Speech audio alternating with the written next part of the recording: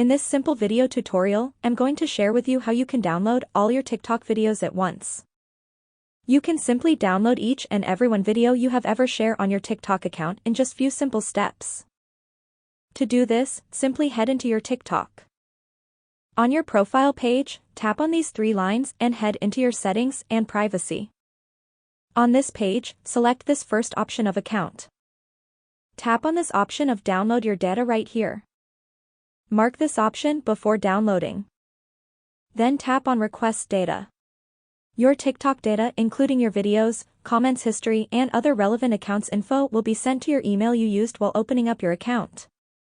Your data usually takes 2 to 6 hours to get emailed to you. If emailed and not downloaded, it will expire within a period of 3 to 4 days. That's how easy it is to download your videos on TikTok at once. If you have any questions, just let me know in the comments section down below.